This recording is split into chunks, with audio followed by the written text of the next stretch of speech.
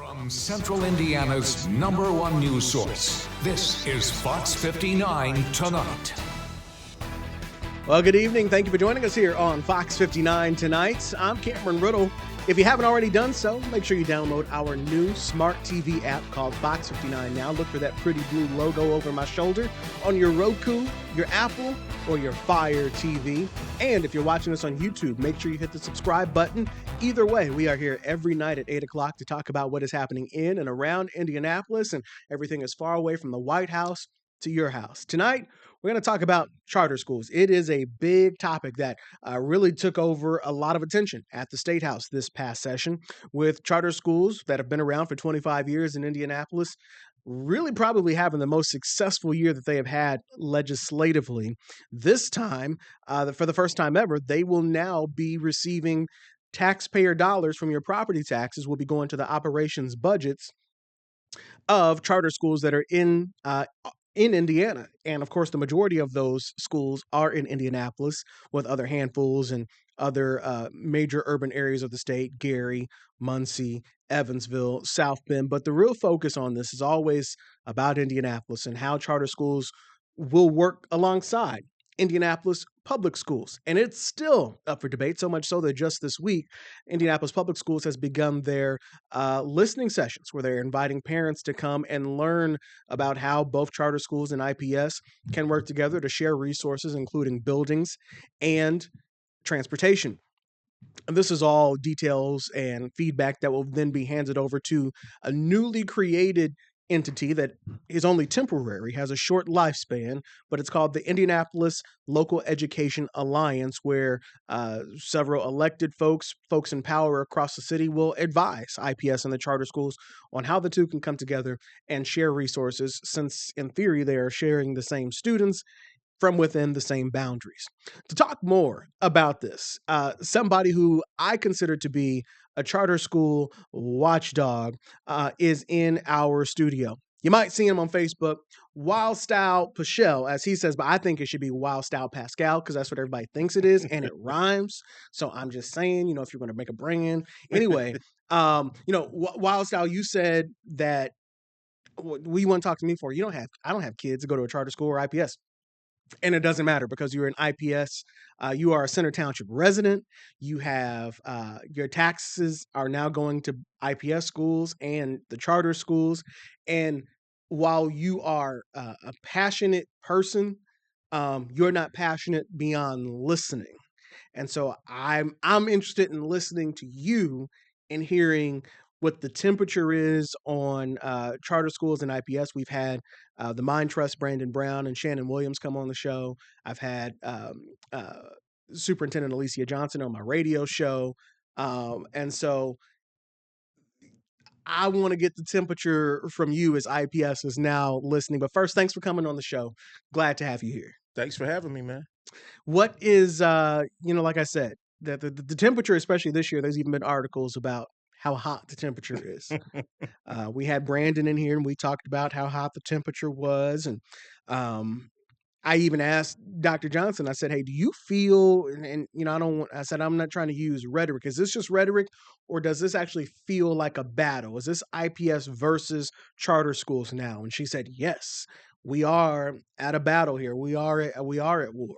And so I would say the charter schools won at the battle at the legislative session this year. How do you see it? Definitely a win for charter school operators. I don't know about the students and the families, but charter school operators won, and I think possibly everybody else lost. What do you think is going to happen in the immediate future? Because right now IPS is having these listening sessions, and I want to go to at least one of them. But what do you think the temperature is from the people who are sitting in these rooms and talking to Dr. Johnson and these other leaders? I don't think the passion has died out. I don't think people are less concerned now that it's over, or they were just in that moment, they were heated. Like, I don't have kids myself, but a lot of these people that are heavily involved have kids in these districts, in these innovation schools, Mm-hmm. in these charter schools, and definitely in IPS district run schools. So every morning they get up, like they're looking at the results of what happened this session, or wondering about what's going to happen with their kids' education, their opportunities. People that I have a niece that just got here, and she'll be more than likely attending the IPS school unless my brother chooses to move. Mm-hmm. And I think they're all wondering what's going to happen. So the first thing is everybody kind of, I won't say everybody. I know that um, Brandon, when he sat here, he talked about bringing the temperature down and the things that people have said to him. And I can tell you firsthand, after that interview that I had with Brandon, I had a lady yell at me on the street. Oh no. And she said, on behalf of IPS, F you, Cameron, while I was in the middle of interviewing Pacers fans at a Pacers game. Oh, I heard about that. Yeah. Yeah. And then she put it on Facebook and didn't realize that I was in the thread of comments.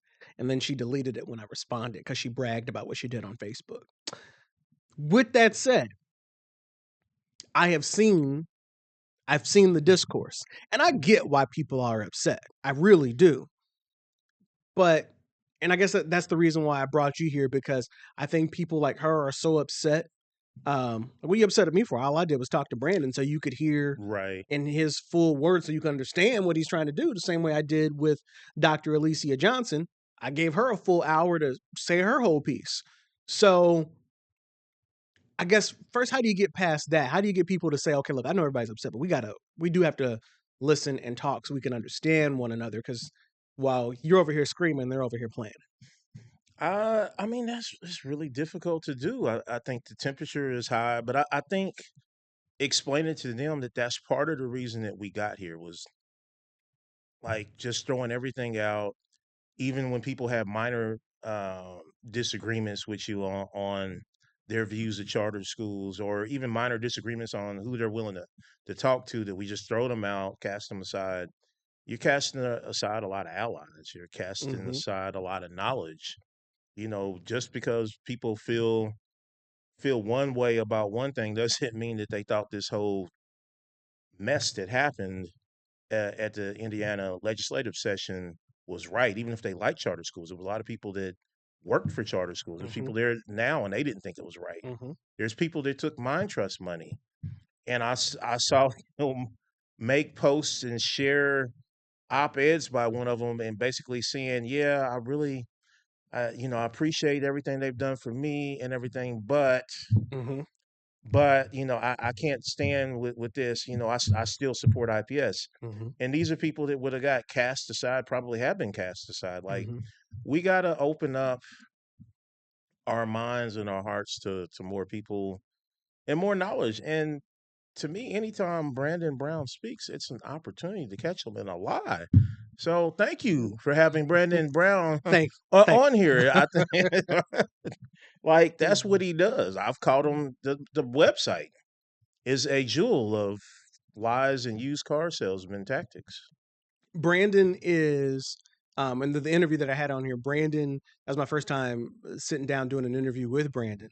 And I say thank you for thanking me for bringing him here, because I just want people to listen to him so you can understand what it is that he is saying. If you're not listening, you can't debate it if you didn't Mm-hmm. listen. And so what I learned about Brandon is a great speaker, and Brandon is persuasive.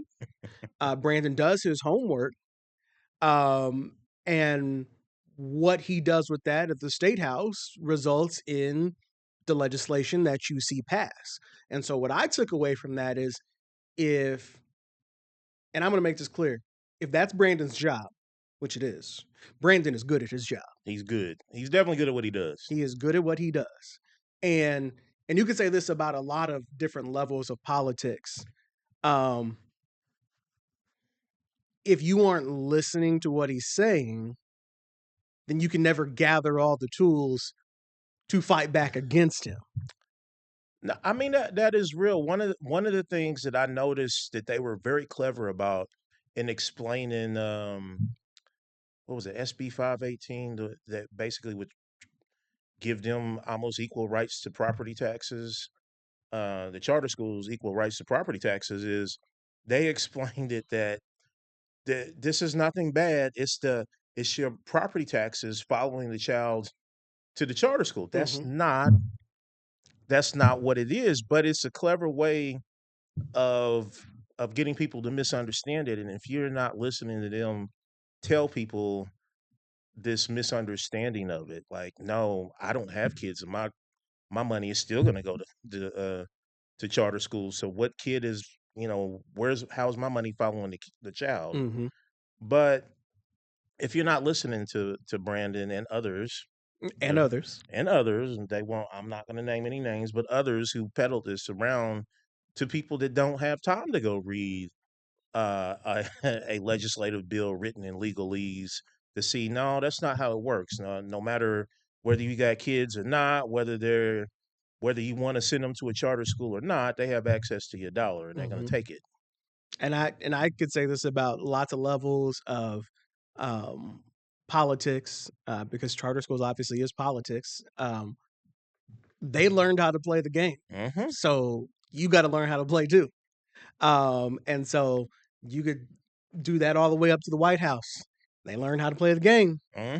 You got to learn how to play the same game they're playing. You can't make up your own game if they're the one in power.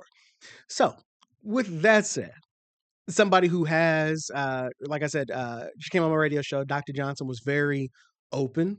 You know, when we do interviews, I think everybody, wants to be diplomatic and wants to be nice. They might, behind closed doors, they might be going at it, but when they come out in public, they want to present that we are working together on a solution and yada yada yada. But on my radio show a couple months ago, she was very open that no, this was a bridge too far for me. Hmm. And this is a woman who comes from a background in charter schools. Because people didn't. There was a lot of mistrust to her Hmm. over the years, saying that she was trying to destroy IPS within. But Hmm. then when it happened, when that attacks actually happened for real, like big time, she was the person that stood up. So Hmm. I think people have to remember, just quit putting all this on everybody. Quit prejudging everybody. Hmm. Watch their actions. Listen to them Hmm. on both sides. That's what this first part of this conversation was about. Listen to both sides. Don't just assume that, well, she used to work for charter schools, so she's for charter schools, and now she works for IPS, so she's for IPS or Brand. And Brandon explained that those two actually started together, Wow. and then they got. I want to say we'd have to go back and listen to the tape. I want to say she got promoted to superintendent or something at the same time he got promoted to the next level at the mine Okay. trust, like literally at the same time, and they were very close before, and they were very good friends and professionally and all that. And so he talked about that on the show. But I wonder, and I haven't got to talk to Dr. Johnson since all this legislation passed, but I wonder how she feels now.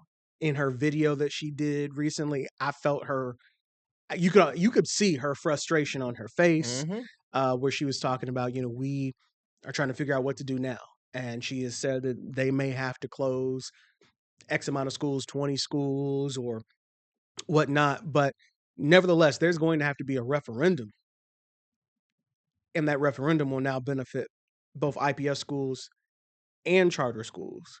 And so that's kind of why that is why they're having these conversations about how do we share resources and work together. Do you think both sides will be able to come together and have a productive conversation or work together? And do you think they should work together? No, that's loaded. You're talking about in the Indianapolis Local Education Alliance, or are we talking about in a greater? So let's first talk about the uh, Indianapolis Local Education Alliance, and that is now this board that was created out of legislation this year, that says representatives of Indianapolis Public Schools and representatives of the charter schools will come together and figure out how they can share resources, be that be buildings, be that be transportation. First, what's your reaction to who was appointed to that board? And while you talk, I'll pull up the list of who was appointed. Overall, I think it's anti-community. I think the actual connections, like people have direct connections with the Mine Trust. Several, multiple, multiple members on there have direct connections with the Mine Trust. Who, I mean, to me, I think that they've shown that they are not pro IPS. Um, so I don't think it's a good representative of community. I don't think all the parent, not a single parent that I know of, well, except for one Mm-hmm. who is I would that I will not say, Okay. but only one parent feels like that alliance is representative of community and is going to do the right thing. And I know a lot of parents Mm-hmm. in the IPS district. I live in IPS district, Mm-hmm. and most people really think it's just a takeover. I think there's a lack of trust with the mayor's office, and there's a lack of competence with the mayor's office. So here's who's on it. Former Mayor Bart Peterson, who also went to run Crystal House. And he helped start the Mine He Trust. helped start the Mine Trust. He helped start the whole charter school movement. Mm-hmm. He is a charter school OG and a Democrat, which everybody points to the Republicans. Everybody calls themselves a Democrat. But anyway. Maggie Lewis, majority leader of the Indianapolis City County Council and the CEO of the Boys and Girls Club. And a board member of the Mine Trust. And in this case, appointed by the mayor, as was Bart Peterson, appointed by the mayor, Joe Hogsett. And that's important to point out because we talk about how, in my conversation with Brandon, they really are trying to, he didn't say this explicitly, but I got the feeling that they want to see the Indianapolis Office of Innovation be in charge of giving out charters in Indianapolis. It's because it sounds like they're in control of the mayor's office of innovation. Again, he didn't say that explicitly, but there are, and I said I say this because I asked him. I said, "Do you want that to be the only place that you can get a charter? Because you can go through the Indiana Charter School Board, and they can give you a charter." And he said, "Well, I don't know that we want to put restrictions on it," but he made it very clear that they like having that office be the one to give charters. Angela Smith Jones is vice president for state relations at Indiana University, also appointed by the mayor. Tobin McClamrock is a managing partner at Denton's, Bingham, and Greenberg, and is a board chair at Marion University, appointed by the mayor. Marion is another super pro charter. And the last two you said were lawyers, though I think Bart Peterson was a lawyer too, wasn't he? Well, he is the former vice president of corporate affairs and communication for Eli Lilly. Okay, so he's a lawyer. So we got 3 lawyers already. Okay.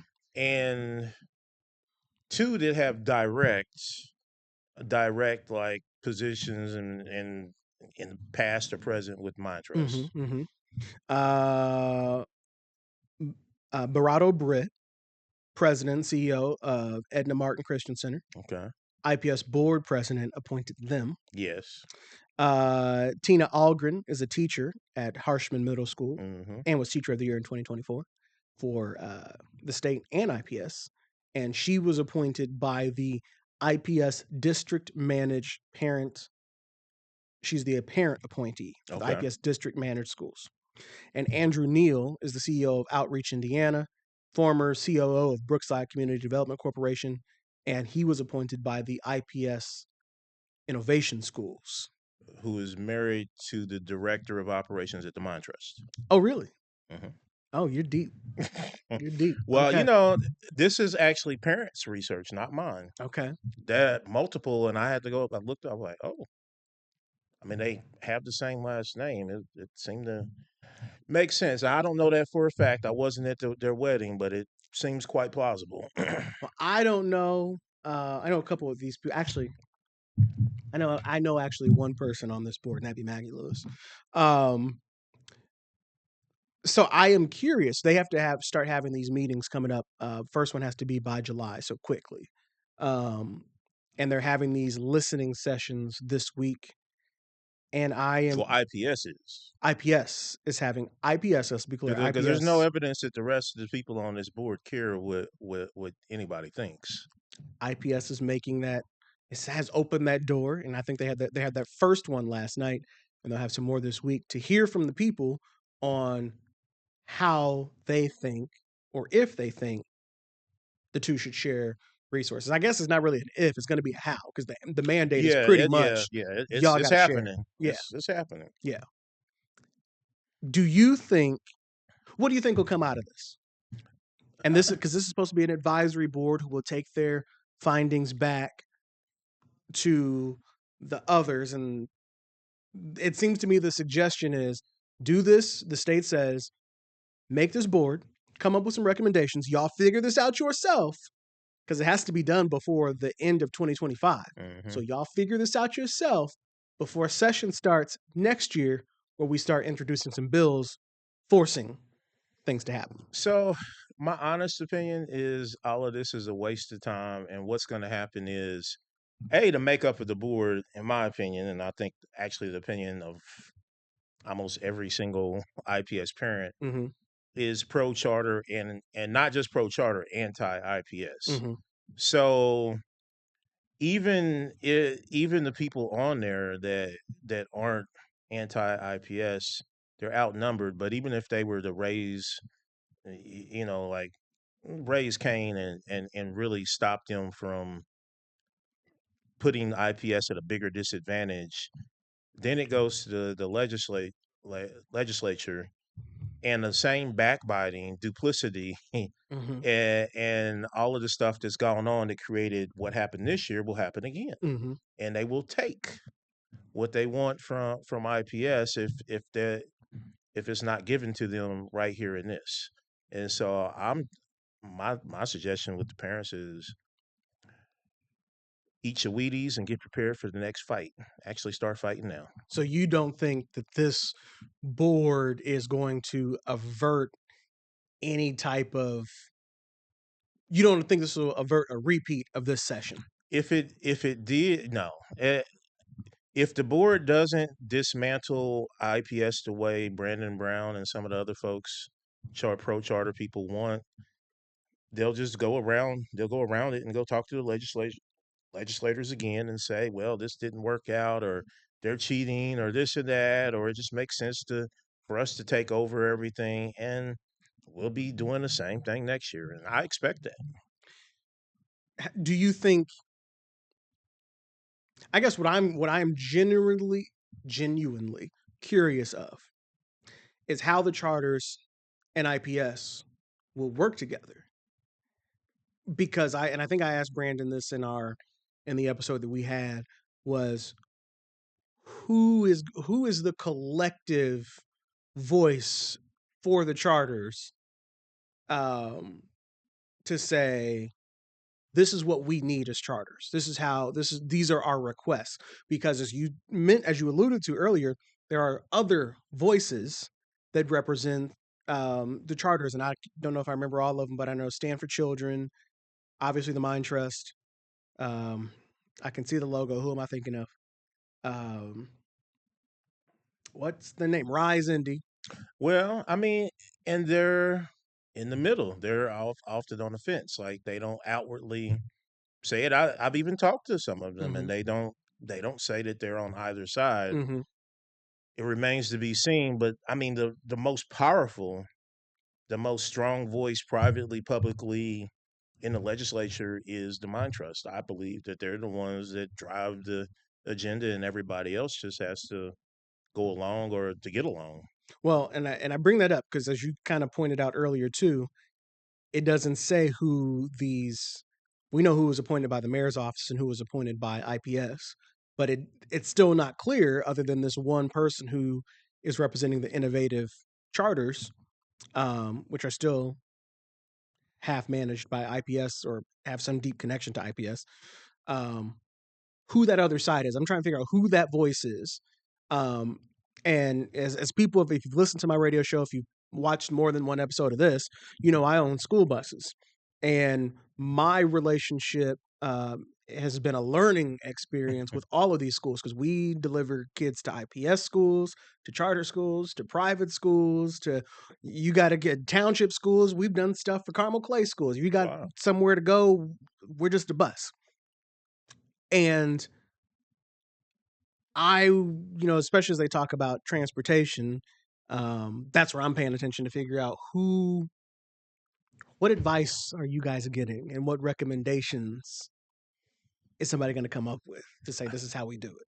I mean, the the only thing that makes sense, like that's gonna avert another crisis, is that the mind trust in them, they get what they want, and then IPS agrees to go front it on their referendum. It's like the mafia. Like, well, you go out and you go do the work, and okay, now give us your our percentage of the money that you made, and that's what's going on. This is mafia tactics.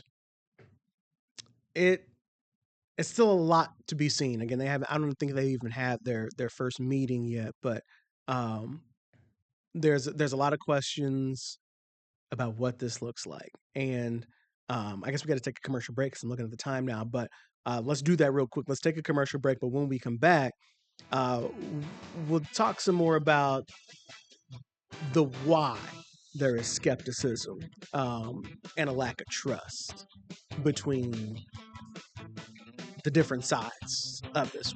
We've laid out kind of who's who and where we are right now, but now let's give a little bit of where this could go and why people think a certain way. All right, more Fox 59 tonight coming up after this. We'll be right back.